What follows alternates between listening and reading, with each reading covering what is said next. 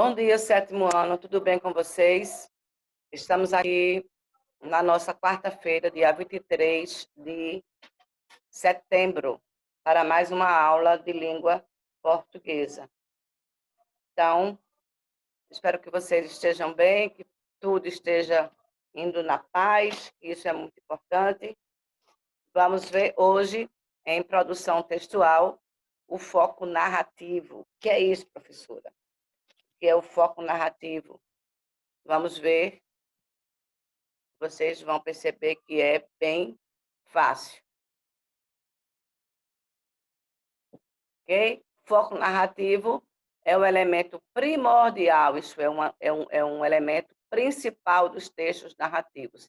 Você já sabe que o texto narrativo é o texto onde tem toda aquela sequência de personagens, clímax, a parte mais importante da história, que é o desenvolvimento também, né, que antecede a esse clímax.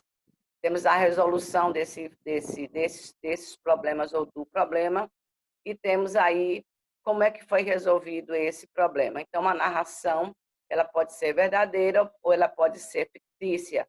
Então, nesse texto ou nesses textos narrativos, é um elemento principal, o foco narrativo, porque ele determina o tipo de narrador de uma narração. Por isso que antes de você começar qualquer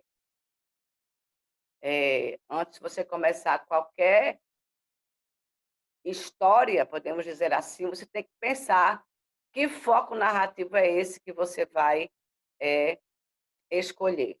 Vamos ver quais são eles. Em outras palavras, o foco narrativo representa a voz do texto. Aí, sendo classificados basicamente em 3 tipos: narrador, observador, personagem e onisciente. Então, vai fazer uma narração, ela vai ser verdadeira ou não, vai ser fictícia. Antes dos personagens, vai ter o personagem principal e vai ter o personagem, o protagonista, que é o mocinho, e o antagonista, os outros personagens. Você vai ter que ver também que tipo de narrador você vai escolher. Então, quando você escolhe qual tipo de narrador, então você está trabalhando com o foco narrativo, tá, gente? Lembrando que essa aula é de produção de texto. Vamos lá? Tipos de narrador. Importante lembrar que o foco narrativo é determinado conforme a perspectiva empregada pelo autor para contar determinada história. Então, quem vai escolher a história é você. Quem vai escolher a problemática é você. Quem vai desenvolver os fatos é você. Então, vai depender de você qual o tipo de narrador. Então, se você escolher o narrador personagem, como é que vai ficar? Narrador personagem. Esse tipo de narrador é um dos personagens da história, protagonista ou coadjuvante. Protagonista é o quê, gente? O herói, aquela pessoa boa que vai contracenar, geralmente, contra o seu pior inimigo, podemos dizer assim. Se ele vai vencer alguma luta, então ele tem que ter, se ele é o bem, ele vai ter que ter uma pessoa que lute contra ele, que vá colocando, digamos assim, pedras no caminho dele para que ele não consiga aquilo que ele queira. O coadjuvante é quem vai ajudar esse protagonista aqui, que é o mocinho, ok? Nesse caso, a história é narrada em primeira pessoa do singular ou do plural.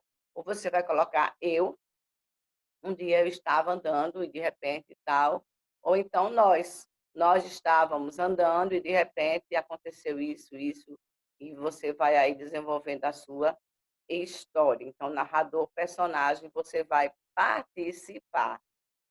Você vai ser o ajudante, digamos assim, né, o coadjuvante do mocinho, ou não. Então, a palavra eu ou nós, elas vão elas vão aparecer, as palavras eu ou nós. Vamos para o exemplo de narrador-personagem, gente?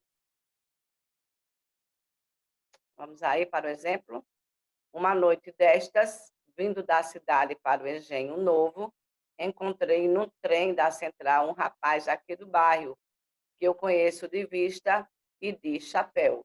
Cumprimentou-me, sentou-se ao pé de mim, falou da lua e dos ministros e acabou recitando-me versos.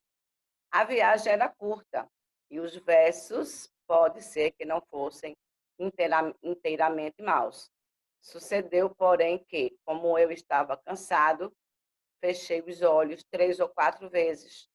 Tanto bastou para que ele interrompesse a leitura e metesse os versos no bolso. Dom Casmurro Machado de Assis. Você percebe que é uma leitura totalmente paradidática, totalmente formal.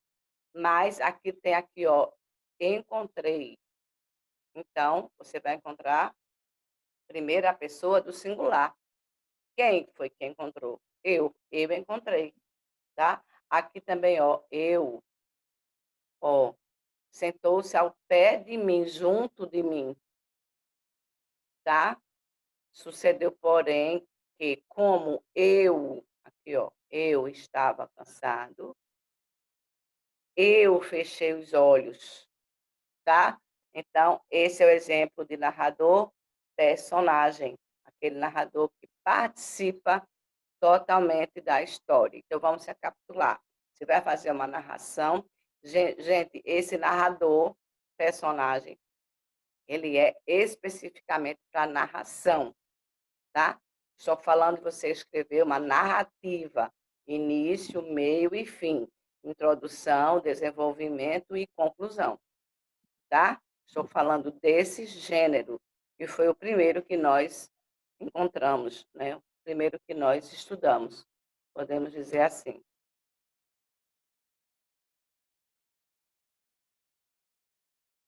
Narrador observador, primeiro que entra na história. Este aí, narrador observador, ele não vai entrar na história, tá? Ele vai apenas observar.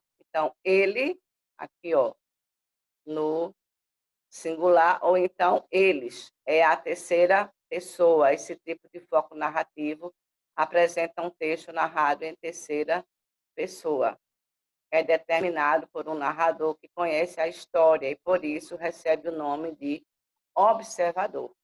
Então, ele está apenas contando a história, observando a história, mesmo que ele crie, mas ele não participa. Já está dizendo, ó, observa, tá? Então, ó, nesse caso, o narrador não participa da história e está fora dos fatos, ou seja, ele não é personagem. Quando for personagem, então você já sabe que vai ter eu, primeira pessoa do singular, ou então nós, primeira pessoa do plural. Vamos agora para o exemplo de narrador-observador. Olha aí, ó. Que abismo que há entre o espírito e o coração. O espírito do ex-professor, vexado daquele pensamento, arrepiou o caminho. Buscou outro assunto, uma canoa que ia passando. O coração, porém, deixou-se estar a bater de alegria. Que lhe importa a canoa nem o canoeiro que os olhos de Rubião acompanhavam arregalados? Ele, coração, vai dizendo que, uma vez que mana a piedade tinha de morrer, foi bom que não casasse. Podia vir um filho ou uma filha, bonita canoa. Antes, assim, como obedece bem aos remos do homem. O certo é que estão no céu. Quincas Borba, Machado de Assis. Vocês vão ver a literatura em si, né? Dom Casmurro, Quincas Borba, a partir do 9º ano. Mas aí você percebe um trecho com o narrador totalmente observador, porque ele não participa, ele usou ele ou ela. Então, acontece que ele não participa. Ele está apenas sendo observador. Temos o narrador-personagem, narrador-observador, agora temos o narrador onisciente. Aqui devemos atentar ao conceito da palavra onisciente. O que é que significa onisciente, gente? Aquele que sabe de tudo. Deus é onisciente, né? Ele conhece todos os nossos pensamentos. Antes da gente falar, Deus já sabe do nosso coração. Dito isto, como foco narrativo, o narrador onisciente é aquele que conhece toda a história, como Deus conhece a história da nossa vida. Tá? Então, possui conhecimento sobre todos os personagens e seus pensamentos, sentimentos, passado, presente, futuro. Ele conhece tudo, gente. Então, se ele conhece tudo, pode ser narrado em primeira pessoa, quando apresenta pensamentos dos personagens, como na terceira pessoa, tá? Então, vamos ver o exemplo? Então, tanto na primeira como na terceira. Olha aí, ó. Um segundo depois, muito suave ainda, o pensamento ficou levemente mais intenso, quase tentador. Não dê, elas são suas. Laura espantou-se um pouco, porque as coisas nunca eram dela. Mas estas rosas eram rosadas, pequenas, perfeitas. Eram. Olhou-as com incredulidade. Eram lindas e eram suas. Se conseguisse pensar mais adiante, pensaria.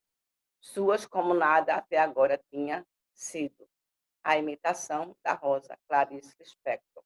Outra grande poetisa, escritora, que vocês vão conhecer também no nono ano.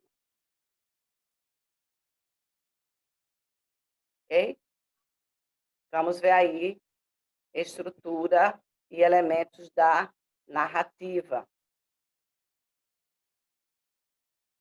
A estrutura básica do texto narrativo é apresentação, desenvolvimento, clímax e desfecho. Já falei, né? Introdução, o desenrolar dos fatos, o clímax, a parte mais importante, e depois o desfecho, que também todo mundo quer saber como é que terminou a história, né, gente? Não existe uma história sem um final, ela tem que ter um final. Se você assistiu o filme e não teve aquele final que você queria, talvez tenha uma segunda parte. Geralmente é assim, mas tem que ter. A narrativa ela é composta dessas três partes: início, meio e fim. A narração é um tipo de texto baseado nas ações de personagens e caracterizados por determinado tempo e espaço. Então, vai ter que ter o tempo e vai ter que ter o espaço. Por isso que nos contos a gente começa escrevendo assim: era uma vez, né?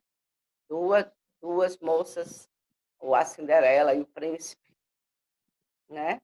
Então tem aí passeando no jardim, então espaço. Há muito tempo atrás, no caso aqui é o tempo. Então, a narração, nesse caso aqui de conto, você vai mostrar o tempo e o espaço. Então, quais são esses tipos? Eu tenho aqui, ó, romance, novela, crônica, conto, a fábula, as lendas, dentre outros. Ok, gente? Então, por favor, um tempinho aqui para ver quem é que está tocando no interfone rapidinho.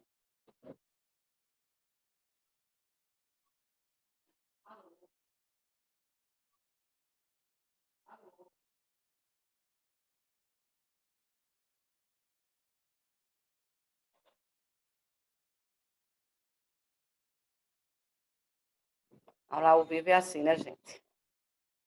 Então, temos aí ó, o romance, a novela, a crônica, o conto, a fábula, as lendas, dentre outros.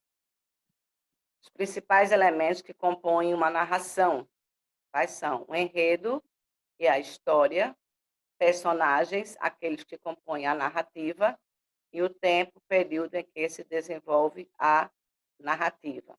E, como eu falei, o espaço, tem que ter o espaço onde ocorrem os fatos desencadeados na narração. Então, vamos repetir, ó, elementos que fazem parte de uma narração.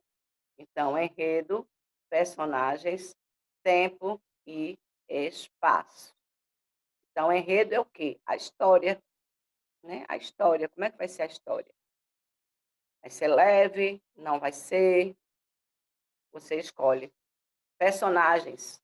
Tem que ter personagens. Se não tiver personagem, não tem história. Tem que ter o tempo. Quando aconteceu? Né?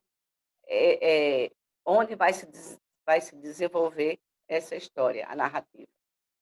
Onde o espaço? Qual é o local onde ocorrem os fatos desencadeados na narração? Então, tudo isso tem que ser pensado antes de você escrever. Observe que o texto narrativo não pode ser determinado sem que exista um foco narrativo, tá? Ou seja, alguém que fique responsável pela voz do texto. Então, isso é muito importante. Entretanto, não devemos confundir a voz do próprio autor e aquela criada por ele para narrar a história. Vamos ter cuidado nisso aí, tá? Lembrando que a pessoa que escreve, como você, é a pessoa real, e a voz presente no texto é o narrador criado por ele. Então, eu vou criar um personagem, tá? Agora, se eu quiser ser o personagem, vai ser o narrador personagem.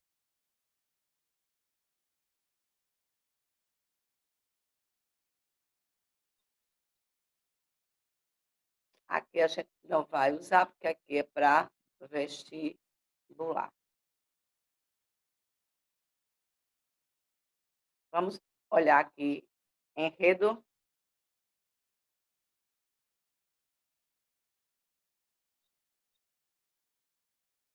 O que é enredo? Já para avisar, eu já vou passar uma atividade, tá? Na sua produção de texto, tá? Você vai escolher o seu narrador e você vai criar uma história com 20 linhas. Enredo, também chamado de intriga, trama ou argumento, é o elemento que dá sequência a uma história. Isso porque é em torno dele que se desenvolvem todos os acontecimentos de uma narrativa. Então, o foco ali, tá? A sequência se dá desse enredo. Por quê? Porque é daí que você vai. Ah, então, beleza, lindo, mas vou ter que tirar. Em torno dele que se desenvolvem todos os acontecimentos de uma narrativa. Então, vamos ver aí os tipos de enredo. O enredo pode ser linear ou não linear. Um enredo linear é aquele cujos fatos seguem uma sequência cronológica. Assim, rapidinho aqui. Assim, é organizado da seguinte forma: a apresentação é aqui que a história tem início, pois o leitor será apresentado aos personagens, assim como conhecerá o local, o espaço temporal da trama. Começou a história, você tem que mostrar, apresentar os personagens, aonde esses ou esse personagem está, né? O local e o espaço e o tempo. Primeira coisa na apresentação ou na introdução. Complicação.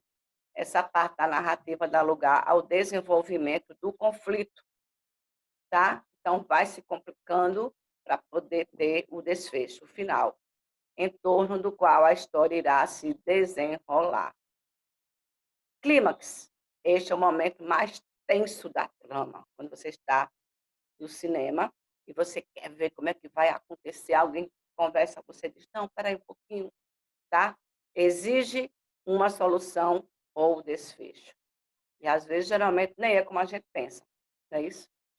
Aqui, no desfecho, se encerra o enredo, com a solução para o fim dos conflitos que aconteceram ao longo da história. Então, apresentação, complicação, clímax e desfecho. São 4 partes, tá? para a sua narração. Qualidade e quantidade é uma fábula de Monteiro Lobato, cujo enredo é apresentado de forma linear. Meteu-se um mono a falar numa roda de sábios e tais asneiras disse que foi corrido a pontapés. Que? Exclamou ele. Enxotam-me daqui? Negam-me talento? Pois hei de provar que sou um grande figurão e vocês não passam de uns idiotas.